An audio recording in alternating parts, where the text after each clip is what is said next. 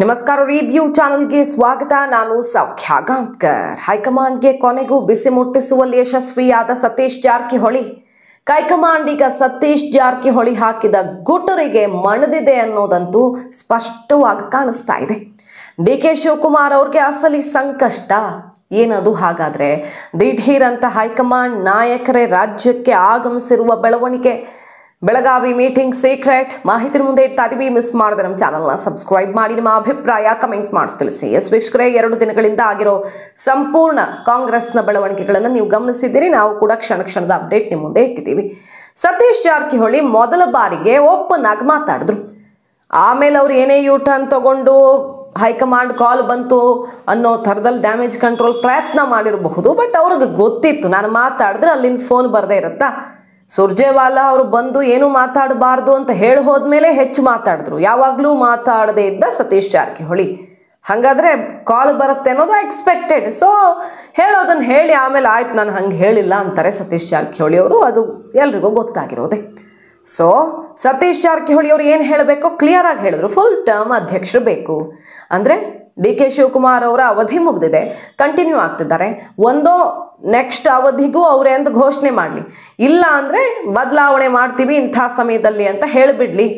ಎರಡರೊಳಗೊಂದು ಆಗಲೇಬೇಕಲ್ವಾ ಅನ್ನೋದನ್ನು ಸತೀಶ್ ಜಾರಕಿಹೊಳಿ ಅವರು ಹೇಳಿದರು. ಮೊದಲಿನಂತೆ ಸಂಘಟನೆ ಈಗ ಬಲವಾಗಿಲ್ಲ ಅನ್ನೋದನ್ನು ಹೇಳಿದರು.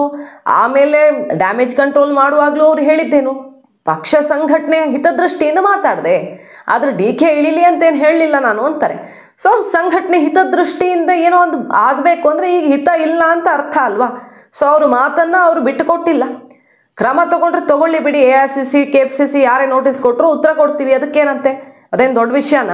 ನೋಟಿಸ್ ಬಂದರೆ ಉತ್ತರ ಕೊಡ್ತೀವಿ, ನಾವೇನು ಮಾಡಿದ್ದೀವೋ ಅದಕ್ಕೆ ಉತ್ತರ ಕೊಡ್ತೀವಿ ಅನ್ನೋ ತನಕ ನಾನು ಕ್ಲಿಯರ್ ಇದ್ದೀನಿ ಅಂತ ಹೇಳಿದ್ರು ಡಿ.ಕೆ. ಶಿವಕುಮಾರ್. ಮತ್ತು ಯಾರ್ಯಾರ ವಿರುದ್ಧ ಏನೇನು ಹೇಳಬೇಕೋ ಎಲ್ಲವನ್ನ ಹೇಳಿದ್ರು ಬೆಳಗಾವಿ ಸಾಹುಕ. ಇದು ಈಗ ಹೈಕಮಾಂಡ್ಗೆ ತಲೆನೋವು ತಂದಿದೆ. ಯಾಕಂದರೆ 50 ಶಾಸಕರ ಬಲ ಪ್ರದರ್ಶನ ಮಾಡಿದ್ದಾರೆ ಸತೀಶ್ ಜಾರಕಿಹೊಳಿ. ಅದು ಡಿನ್ನರ್ ಮೀಟಿಂಗಲ್ಲಿ 36 ಶಾಸಕರು ಸೇರಿಸಿದ್ದಾರೆ ಅನ್ನೋದಿರಬಹುದು, ಅಥವಾ ಮೊನ್ನೆ ಹೆಡ್ ಕೌಂಟ್ ಆಗಲಿ, ಅಧ್ಯಕ್ಷ ಸ್ಥಾನಕ್ಕೆ ಹೆಡ್ ಕೌಂಟ್ ಆಗಲಿ ಅನ್ನುವ ಮೆಸೇಜ್ ರವಾನೆಯಾಗಿದೆ. 50 ಶಾಸಕರು ಈ ಕ್ಷಣಕ್ಕೆ ರೆಡಿ ಇದ್ದಾರೆ. ನೀವು ಆಯ್ಕೆ ಮಾಡೋದಕ್ಕೆ, ಬದಲಾವಣೆ ಮಾಡೋದಕ್ಕೆ ಮುಂದಾಗ್ತೀರಿ ಅಂದರೆ ನಾನು ಶಕ್ತಿ ಏನು ಅಂತ ತೋರಿಸ್ತೀನಿ. ಈ ಕ್ಷಣಕ್ಕೆ 50 ಶಾಸಕರ ಬಲ ತೋರಿಸಬಲ್ಲೆ, ಸಾಮರ್ಥ್ಯಕ್ಕೆ ಅನುಗುಣವಾಗಿಯೇ ಸ್ಥಾನಮಾನ ಸಿಗುತ್ತೆ ಅನ್ನೋದನ್ನು. ಹೌದು, ಡಿ.ಕೆ. ಹೇಳಿದ್ ಕರೆಕ್ಟ್ ಇದೆ, ಸಾಮರ್ಥ್ಯಕ್ಕೆ ಅನುಗುಣವಾಗಿಯೇ ಸಿಗಬೇಕು ಅನ್ನೋದನ್ನು ಹೇಳೋ ಮೂಲಕ ತನ್ನ ಮೆಸೇಜನ್ನು ರವಾನಿಸಿದಾರಲ್ಲ ಸತೀಶ್ ಜಾರಕಿಹೊಳಿ. ಈಗ ಹೈಕಮಾಂಡ್ಗೆ ಸತೀಶ್ ತನ್ನ ದಾರಿಯನ್ನು ತಾನು ಹಿಡಿದ್ರೆ ಏನಾಗಬಹುದು ಅನ್ನುವ ಆತಂಕ ಢವ ಶುರುವಾಗಿದೆ. ನೋಡಿ, ಈಗ ಬೆಳಗಾವಿಗೆ ಓಡೋಡು ಬಂದಿದ್ದಾರೆ ಸುರ್ಜೇವಾಲಾ ಅವರು. ಹೆಸರಿಗೆ ಅದು ಜೈ ಭೀಮ್ ಜೈ ಸಂವಿಧಾನ, ಈ ಸಮಾವೇಶದ ತಯಾರಿ ಅನ್ನೋ ಥರ ಬಂದಿದ್ದಾರೆ. ಹಿಂದಿನ ಸಲ ಏನು ಮನಮೋಹನ್ ಸಿಂಗ್ ಅವ್ರು ತೀರ್ಕೊಂಡ್ರಲ್ಲ, ಆ ಟೈಮಲ್ಲಿ ತಯಾರಿ ಆಗಿ ಮುಂದಕ್ಕೆ ಹೋಗಿದ್ದಲ್ವ, ಇದು ಆಗ ಬಂದಿದ್ರ ಸುರ್ಜೇವಾಲಾ ಅವ್ರು ಬಂದು ನೋಡ್ಕೊಂಡು ಹೋಗಿದ್ರ, ಇಲ್ಲಿನವರೇ ಮಾಡಿದ್ರು ತಾನೆ. ಸೊ ಈಗೇನು ಅವ್ರು ಬಂದೇ ತಯಾರಿ ಮಾಡಬೇಕು ಅಥವಾ ಉಸ್ತುವಾರಿ ಅಂತ ಅನಿವಾರ್ಯತೆ ಇತ್ತೋ ಇಲ್ವೋ, ಬಟ್ ಬಂದಿದ್ದಾರೆ, ಬೆಳಗಾವಿಗೆ ಬಂದಿದ್ದಾರೆ ಅಂದರೆ ಅಲ್ಲಿ ಮೀಟಿಂಗ್ ಆಗ್ತಿದೆಯಲ್ಲ. ಸತೀಶ್ ಜಾರಕಿಹೊಳಿ ಅವರು, ಬೇರೆ ಬೇರೆ ನಾಯಕರೆಲ್ಲ ಅಲ್ಲಿಗೆ ಸುರ್ಜೇವಾಲಾ ಅವ್ರ ಜೊತೆ ಮೀಟಿಂಗಿಗೆ ಸೇರ್ತಿದ್ದಾರೆ. ಈ ಸಂದರ್ಭದಲ್ಲಿ KPCC ಅಧ್ಯಕ್ಷರ ಬದಲಾವಣೆಯ ವಿಚಾರವೇ ಚರ್ಚೆಯಾಗಲಿದೆ ಅನ್ನೋದು ಕ್ಲಿಯರ್ ಆಗಿ ಮೂಲಗಳಿಂದ ಸಿಗ್ತಿರುವ ಮಾಹಿತಿ.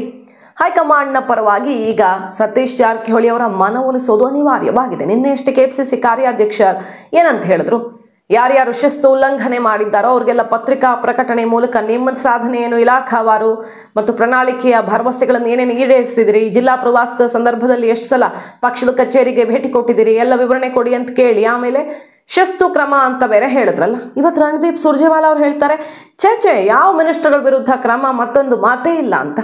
ಸೊ ಇಲ್ಲಿನ KPCC ನಾಯಕರು ಸತೀಶ್ ಅಥವಾ ಮಹದೇವಪ್ಪನವರು ಅಲ್ಲಿ ಬೇರೆ ಬೇರೆ ಮಿನಿಸ್ಟರ್ಗಳ ವಿರುದ್ಧ ಆ್ಯಕ್ಷನ್ ಅನ್ನೋ ಥರ ಸಂದೇಶ ರವಾನೆ ಮಾಡಿದ್ರು ಕೂಡ ತಕ್ಷಣಕ್ಕೆ ಇದೆಲ್ಲಿಗೋ ಬೇರೆ ಕಡೆ ಹೋಗುತ್ತೆ. ಬೆಳಗಾವಿ ಕಿಡಿ ಬಾಂಬ್ ಥರ ಸರ್ಕಾರವನ್ನೇ ಬಲಿ ತಗೊಂಡ್ರೆ ಏನು ಕಥೆ ಅನ್ನೋ ಟೆನ್ಷನ್ನು ಡೆಲ್ಲಿಗೆ ಮುಟ್ಟಿದೆ ಅನ್ನೋದಂತೂ ಕ್ಲಿಯರ್.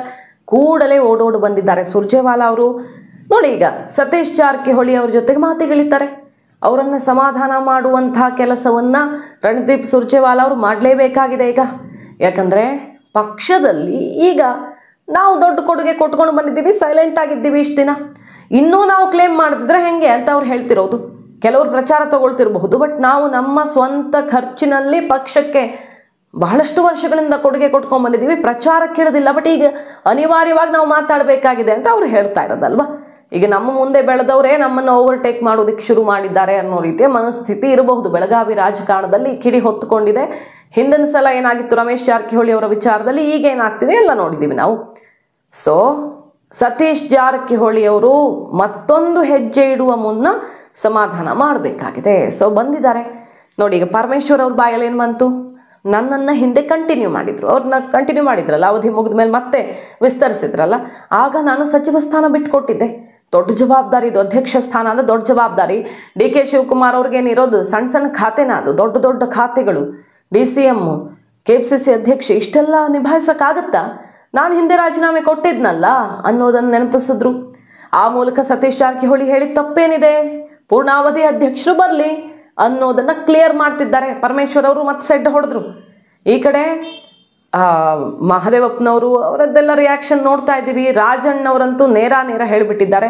ಸತೀಶ್ ಜಾರಕಿಹೊಳಿ ಒಬ್ಬರು ಸೀನಿಯರ್ ಲೀಡರ್, ಅವ್ರ ಮಾತನ್ನೆಲ್ಲ ಅದೇ ರೀತಿ ಅರ್ಥ ಮಾಡ್ಕೊಳ್ಬೇಕೇ ಬಿಟ್ಟರೆ ಅದನ್ನೆಲ್ಲ ಆಕ್ರೋಶ ಆಕ್ಷೇಪ ಎತ್ತುವ ವಿಷಯ ಅಲ್ಲಿ ಏನೂ ಇಲ್ಲವೇ ಇಲ್ಲ. ಪೂರ್ಣಾವಧಿಯ ಅಧ್ಯಕ್ಷರನ್ನ ಕೇಳೋದು ಪಕ್ಷದ ಹಿತದೃಷ್ಟಿಯಿಂದ ಅಂತ ಮತ್ತೆ ಸೆಳೆದ್ರು. ಈ ರೀತಿ ಸಿದ್ದು ಕ್ಯಾಂಪ್ ಒಬ್ಬರಾದ್ಮೇಲೆ ಒಬ್ಬರು ಅಧ್ಯಕ್ಷರ ಬದಲಾವಣೆ ಆಗಲೇಬೇಕು, ಪೂರ್ಣಾವಧಿ ಅಧ್ಯಕ್ಷರು ಬೇಕೇ ಬೇಕು ಅಂತ ಈಗ ಕೂಗನ್ನು ಎಬ್ಬಿಸಿರೋದು. ಅಷ್ಟು ಸಾಲದು ಅಂತ ಮೊನ್ನೆ ಕ್ಯಾನ್ಸಲ್ ಆಯ್ತಲ್ಲ ಪರಮೇಶ್ವರ್ ಅವರು ಕರೆದಿದ್ದ SC ST ನಾಯಕರ ಮೀಟಿಂಗ್, ಅದನ್ನು ಮಾಡೇ ತೀರ್ತೀವಿ, ಇನ್ನೊಂದು ವಾರದಲ್ಲಿ ಮಾಡೇ ತೀರ್ತೀವಿ ಅಂತ ಪರ್ಮಿಷನ್ ತಗೊಂಡು ಹೈಕಮಾಂಡ್ಗೆ ಮೆಸೇಜ್ ಕೊಟ್ಟು, ನಾವೇನು ಊಟ ಮಾಡೋಕ್ಕೆ ಯಾರು ಪರ್ಮಿಷನ್ ಬೇಕು ಅನ್ನೋ ರೀತಿಯಲ್ಲಿ ಸೆಟ್ ಮಾಡ್ಕೊಂಡಿದ್ರಲ್ಲ, ಆ ಮೆಸೇಜನ್ನು ರವಾನಿಸಿ ಮತ್ತೆ ಮೀಟಿಂಗ್ ಮಾಡೋದಕ್ಕೂ ತಯಾರಿ ಆಗ್ತಿದೆ. ಸೊ DK ಶಿವಕುಮಾರ್ ಅವ್ರಿಗೆ ಎಲ್ಲೆಡೆಯಿಂದ ಆಘಾತ ಕೊಡ್ತಾರ ಸಿದ್ದು ಕ್ಯಾಂಪ್ನ ನಾಯಕರು. ಈಗ ಹೈಕಮಾಂಡೇ ಇಲ್ಲಿಗೆ ಓಡೋಡಿ ಬರೋ ಥರ ಆಗಿದೆ ಅಂದರೆ, ಸುರ್ಜೇವಾಲಾ ಅವರು ಒಂದು ಮಾತು ಹೇಳ್ತಾರೆ, ಅವ್ರು ಬಂದಾಗ ಏನು ಹೇಳಿದ್ರು ಕೇಳಿಸ್ಕೊಳ್ಳಿ. KPCCಗೆ DK ಶಿವಕುಮಾರ್ ಅವರೇ ಸುಪ್ರೀಂ, ಏನು ಡೌಟ್ ಇದೆ ಅದರಲ್ಲಿ ಅಂತಾರೆ. ಯಾವುದೇ ಪಕ್ಷದಲ್ಲಿ, ಅದು CM ಇರಬಹುದು, KPCC ಅಥವಾ ಯಾವುದೇ ಅಧ್ಯಕ್ಷ ಸ್ಥಾನ ಇರಬಹುದು, ಬದಲಾವಣೆ ಇದ್ದರೆ ಬದಲಾಗುವ ಕ್ಷಣದವರೆಗೂ ಪಕ್ಷದ ಯಾರೂ ಕೂಡ ಬದಲಾಗ್ತಾರೆ ಅಂತ ಹೈಕಮಾಂಡ್ನವ್ರು ಚಕಾರ ಎತ್ತಲ್ಲ. ಎಲ್ಲ ಸರಿ ಇದೆ ಅಂತಾನೆ ಹೇಳ್ತಿರ್ತಾರೆ. ಈಗ DK ಶಿವಕುಮಾರ್ ಅವರು ಈ ಕ್ಷಣಕ್ಕಂತೂ KPCCಗೆ ಸುಪ್ರೀಂ, ಅವರೇ ಅಧ್ಯಕ್ಷರು, ಅದನ್ನು ಮತ್ತೆ ಉಚ್ಚರಿಸ್ತಿದ್ದಾರೆ. ಆದರೆ ಹೈಕಮಾಂಡ್ ಮಟ್ಟದಲ್ಲೇ ಈಗ ಖರ್ಗೆ ಅವರೇ, ಸ್ವತಃ ಖರ್ಗೆ ಅವರೇ DK ಮತ್ತು ಸಿದ್ದರಾಮಯ್ಯ ಇಬ್ಬರಿಗೂ ಒಮ್ಮತದ ಅಭ್ಯರ್ಥಿ ಸೂಚಿಸಿ KPCC ಅಧ್ಯಕ್ಷ ಸ್ಥಾನಕ್ಕೆ ಅಂತ ಕ್ಲಿಯರ್ ಮಾಡಿ ಕಳಿಸಿದ್ದಾರೆ ಅನ್ನೋ ಸುದ್ದಿ ಡೆಲ್ಲಿಯಿಂದ ಸಿಡಿದಿದೆ. ಆ ಮೂಲಕ ಅಧ್ಯಕ್ಷರ ಬದಲಾವಣೆ ಖಚಿತ. 1 ತಿಂಗಳೋ 2 ತಿಂಗಳೋ ಎಷ್ಟು ಬೇಗ ಆಗುತ್ತೋ ಅಷ್ಟು ಬೇಗ ಮಾಡ್ತಾರೆ. ಆದರೆ ಒಮ್ಮತದ ಅಭ್ಯರ್ಥಿ ಯಾರು? ಇಬ್ಬರ ನಡುವೆ ಜಟಾಪಟಿಯಲ್ಲಿ 3ನೇ ಅವ್ರಿಗೆ ಲಾಭ ಆಗುತ್ತಾ? ಖರ್ಗೆ ಅವರು ಹೇಳೋ ಹೆಸರು ಫೈನಲ್ ಆಗುತ್ತಾ? ಇಂಥದ್ದೆಲ್ಲ ಕುತೂಹಲಕಾರಿ ಬೆಳವಣಿಗೆ ಆಗಿದೆ. ಸತೀಶ್ ಜಾರಕಿಹೊಳಿ ಅವರು ಆ ಕುರ್ಚಿ ಏರಲೇಬೇಕು ಅಂತ ಈಗ ಪಟ್ಟು ಹಿಡಿದಿದ್ದಾರೆ. ರಾಂಗ್ ಆದಂಗೆ ಕಂಡು ಬರ್ತಿದ್ದಾಗೆ ಡೆಲ್ಲಿಯಿಂದ ಈಗ ಸುರ್ಜೇವಾಲಾ ಅವರು ಓಡೋಡಿ ಬೆಳಗಾವಿಗೆ ಧಾವಿಸಿರೋದು ಸಾಹುಕಾರ್ ಬಿಸಿ ತಟ್ಟಿಸೇ ಬಿಟ್ರ ಡೆಲ್ಲಿ ಹೈಕಮಾಂಡ್ಗೆ ಅನ್ನುವ ಕುತೂಹಲಕ್ಕೆ ಕಾರಣ ಆಗಿದೆ. किसी मिनिस्टर को ना किसी और व्यक्ति को और कोई कारण भी नहीं है, तो इस प्रकार की भाजपा द्वारा प्रायोजित बेबुनियाद बातों पर विश्वास मत करिए. ಈಗಾಗಲೇ DK ಶಿವಕುಮಾರ್ ಅವರ ಹಲವು ಪಟ್ಟುಗಳು ಅಂದುಕೊಂಡಷ್ಟು ಫಲ ಕೊಟ್ಟಂಗೆ ಕಾಣಿಸ್ತಿಲ್ಲ. ಆದರೆ ನನಗೆ ಹೈಕಮಾಂಡ್ ಆಶೀರ್ವಾದ ಇದೆ ಅಂತ ಅವ್ರು ಹೇಳ್ತಿರೋದು. ಯಾರೂ ಬೇಕಾಗಿಲ್ಲ, ಬ್ಯಾಡ್ರಪ್ಪ, ನನಗೆ ಯಾರ ಬೆಂಬಲವೂ ಬೇಡ, ಯಾಕೆ ಮಾತಾಡ್ತೀರ ಸುಮ್ಮನೆ, ನನಗೆ ಹೈಕಮಾಂಡ್ ಆಶೀರ್ವಾದ ಇದೆ ಅಂತ. ಸೊ ಆ ದಾರಿಯಲ್ಲೇ ಬಂದು DK ಲೆಕ್ಕ ಪಕ್ಕ ಮಾಡ್ಕೊಳ್ತಾರ, ಅಥವಾ ರೆಬಲ್ ಆಗಿರುವಂತಹ ಸಿದ್ದು ಟೀಮ್ DK ಬಲವನ್ನು ಕಸಿದುಕೊಳ್ಳುವಲ್ಲಿ ಯಶಸ್ವಿಯಾಗುತ್ತಾ ಅನ್ನೋದೇ ಈಗ ರಾಜ್ಯ ಕೈ ಭವಿಷ್ಯವನ್ನು ನಿರ್ಧರಿಸೋದು. ಮಾಹಿತಿ ನಿಮ್ಗೆ ಇಷ್ಟ ಆಗಿದ್ರೆ ಮಿಸ್ ಮಾಡಿದ್ರೆ ನಮ್ಮ ಚಾನಲ್ನ ಸಬ್ಸ್ಕ್ರೈಬ್ ಮಾಡಿ, ನಿಮ್ಮ ಅಭಿಪ್ರಾಯ ಕಮೆಂಟ್ ಮಾಡಿ ತಿಳಿಸಿ. Thank you.